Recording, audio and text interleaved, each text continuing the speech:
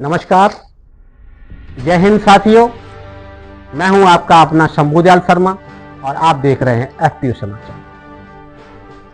आज का विषय एक सीधी बात, इसे सुनकर आपके दिल से आवाज निकलेगी, अब बहुत हुआ, अब नहीं सहा जाता।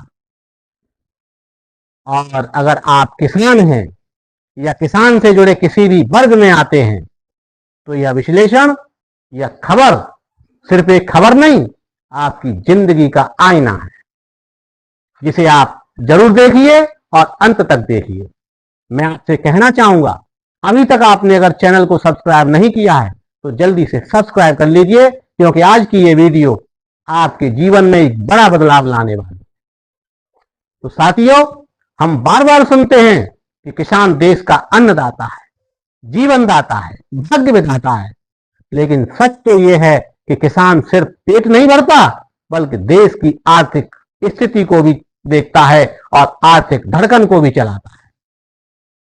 क्या आपने कभी सोचा है कि देश में जितने भी मैन्युफैक्चरिंग यूनिट्स हैं, जितने भी मैन्युफैक्चरिंग बाजार हैं, वो किसी वजह से चलते हैं और वो वजह किसान है।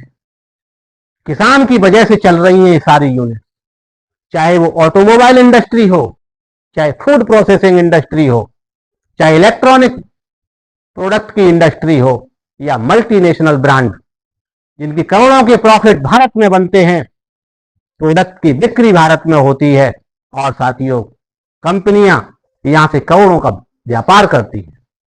इन सभी के पीछे असली आधार किसान ही है। क्यों?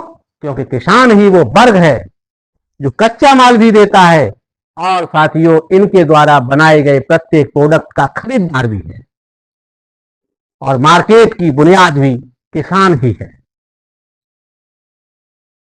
साथियों, अब बात करते हैं आंकड़ों की, जो कृषि को और भारतीय अर्थव्यवस्था को सीधे दर्शाते हैं।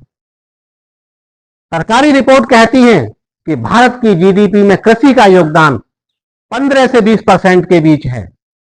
लेकिन जरा सोचिए, क्या ये आंकड़े वास्तविक योगदान को दर्शाते हैं? अगर किसान अन्न ना उगाए तो खाद्य सुरक्षा खत्म हो जाएगी। अगर किसान मंडी में ना जाए, बाजारों में ना जाए, बाजार के प्रोडक्टों को ना खरीदे तो बाजार सूना हो जाएगा, अर्थव्यवस्था डगमगा जाएगी। अगर किसान खरीदना बंद कर दे तो ये ऊंचे ऊंचे सपने देखने वाले लोग कटोरा लेकर मार्केट में दिखेंगे। एफएमसीजी हो या टेक्सटाइल हो या मार्बल कंपनियां हो या इंडस्ट्री हो, सभी बैठ जाएंगे। इसलिए ये कहना गलत नहीं होगा कि कृषि भारत की रीढ़ है। अब आते हैं असली मुद्दे पर। जब किसान इतना महत्वपूर्ण है तो फिर क्यों वही सबसे ज्यादा शोषित और उपेक्षित है? साथियों, इसका कारण है देश की मौजूदा व्यवस्थाओं में मौजूद, कानून व्यवस्था में मौजूद छोटे छोटे छेद, जिन्हें मुनाफाखोर लोग चालाकी से बड़ा दरवाजा बना लेते हैं। और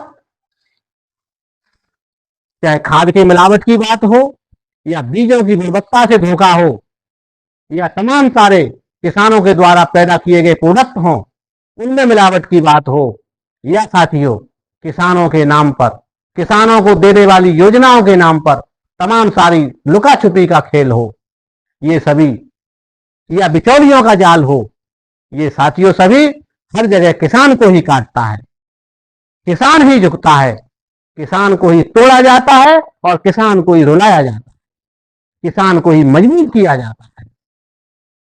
हमारे देश में देश के खिलाफ बोलने वालों पर ताबड़तोड़ एक्शन होते हैं, धाराएं लगाई जाती हैं, तमाम सारी कड़ी पूछताछ होती हैं, उसकी जन्म से लेकर मृत्यु तक की उसके लेखे को खोले जाते हैं।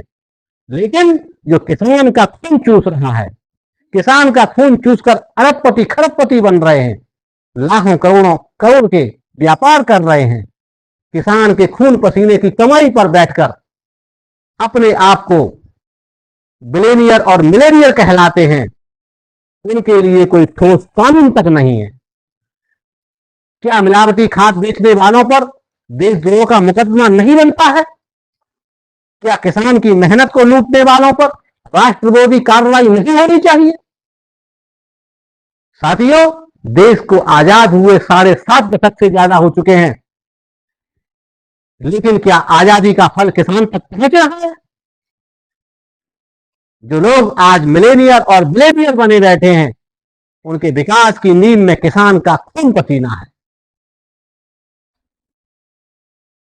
पर असली किसान आज भी मुंह की तरफ ताक रहा है और मजबूरी में, मजबूर खेतों में सरकार के तमाम सारे नीतियों की तरफ देख रहा है, रो रहा है। हर चुनाव से पहले वायदों की बरसात होती है, तमाम सारी गारंटी दी जाती है, तमाम सारी योजनाओं के नाम पर किसानों को बहकाया जाता है, बताया जाता है कि उनके लिए क्या क्या हो रहा है, क्या क्या होने वाला है, उनका जीवन स्तर कितना बदलने वाला है। लेकिन चुनाव के बाद सारे वायदे, सारी सियासतें फाइलों में दफन हो जाती हैं। सच पूछिए तो सरकारें किसानों की वजह से बनती हैं और किसान की वजह से ही गिरती हैं। पर जब नीति निर्माण का वक्त आता है तो किसान को नीति का विषय नहीं, एक हेडलाइन बना दिया जाता है कि किसान कोई नीति का विषय नहीं। साथियों, इसका समाधान होना चाहिए। अब सवाल यह है कि इसका समाधान कैसे किया जाए। मेरा मानना है सरकार को अब आउटडेटेड स्कीमों से आगे बढ़कर नए इनोवेटिव समाधान लाने होंगे। फसल का सही मूल्य दिलाना होगा, मिलावट करने वालों को कड़ा दंड देना होगा, सरकारी खरीद में पारदर्शिता लानी होगी, डायरेक्ट मार्केटिंग चैनल्स और किसान के बीच एक नया संबंध स्थापित करना होगा, एक नई कड़ी बनानी होगी, किसानों को मजबूत करना होगा, कंपनियां और किसानों का संबंध स्थापित करना होगा।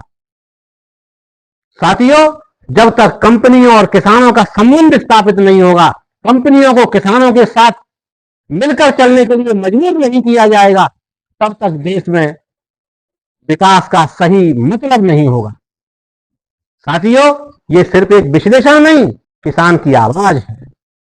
अगर आपको लगता है ये असली आवाज है और इसे दूर तक पहुंचना चाहिए, तो बिल्कुल निसंकोच होकर इस वीडियो को शेयर करिए अपने इष्ट मित्रों, दोस्तों और सहयोगियों और नजदीकियों के पास। अगर आपने अभी तक चैनल को सब्सक्राइब नहीं किया है तो जल्दी से सब्सक्राइब कर लीजिए और वीडियो अच्छा लगा हो तो लाइक करें।